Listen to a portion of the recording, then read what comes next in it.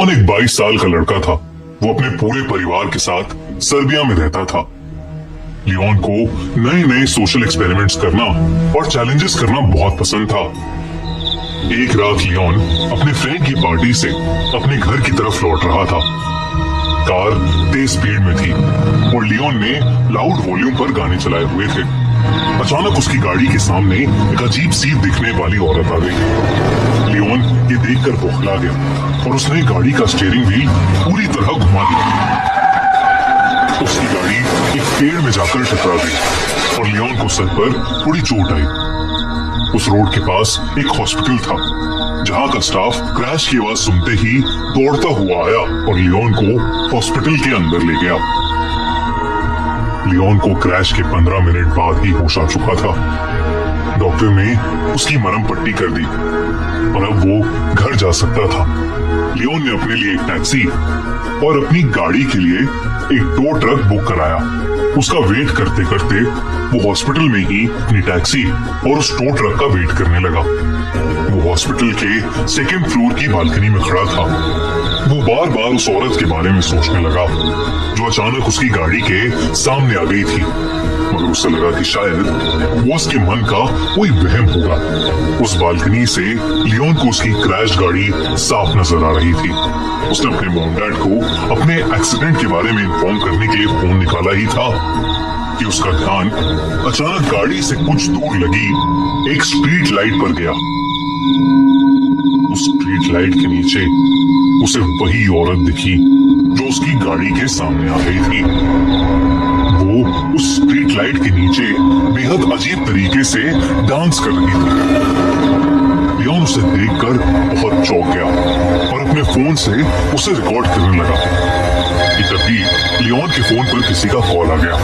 Leone ने जल्दी से फोन काट दिया, लेकिन उसने जैसे ही वापस उस स्ट्रीट लाइट की तरफ देखा तो वो औरत अब वहां से गायब हो चुकी थी।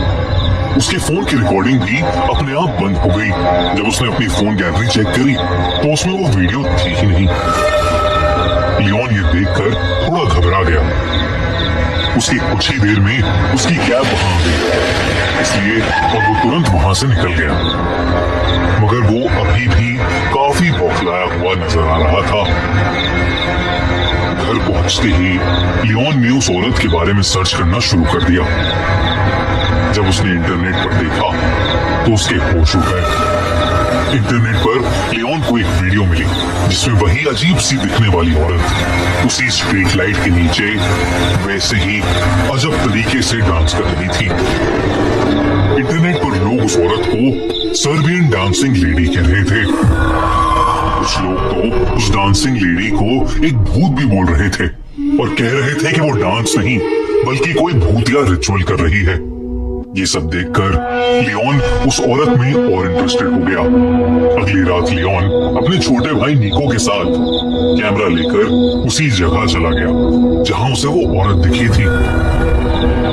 वो दोनों रात के 12 बजे उसी स्ट्रीट लाइट से थोड़ा दूर जाकर छुप गए और कैमरा निकालकर उस औरत का वेट करने लगे। बहुत देर हो गई मगर वहां कुछ भी अलग नहीं हुआ।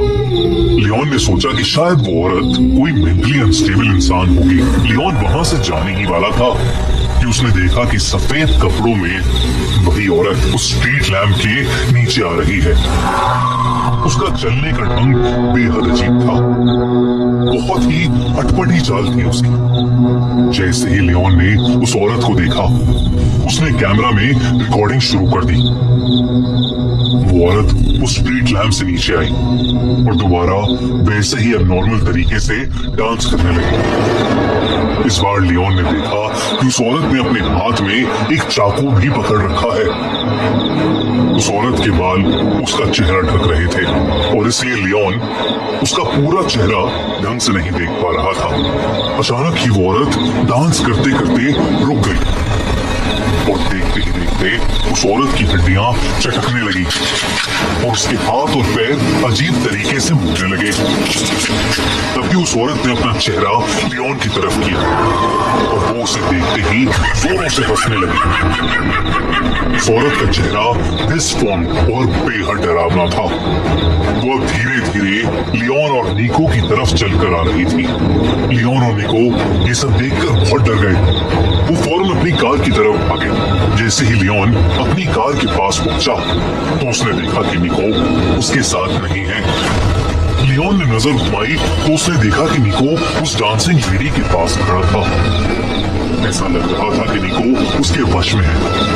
लियोन ने निको को जोर से आवाज लगाई और निको मानो वापस होश में आ गया। निको जल्दी से वापस कार की तरफ भागा और लियोन और निको दोनों कार में बैठकर वहां से निकलने लगे। जब लियोन ने आसपास देखा तो वो डांसिंग लेडी कहीं नहीं थी, लेकिन फिर अचानक ही वो लियोन की कार के सामने आ गई। उसे देखकर लियोन की रूह कांप गई, लेकिन लियोन ने अपनी कार नहीं रोकी। लियोन की कार उस डांसिंग लेडी के पार पार हुई और जब लियोन ने अपने रियर व्यू मिरर से पीछे देखा तो वो डांसिंग लेडी उस रोड पर खड़ी लियोन को ही घूर रही थी और फिर अचानक वो हवा में कहीं गायब हो गई। उस रात वो दोनों जैसे तैसे घर पहुंचे और चुपचाप सो गए।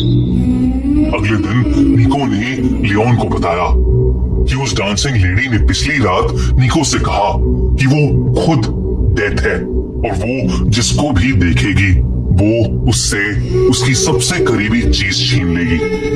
इस इंसिडेंट के कुछ ही दिनों में कुछ ऐसा हुआ जिसने लियोन और निको की जिंदगी हमेशा हमेशा के लिए बदल दी।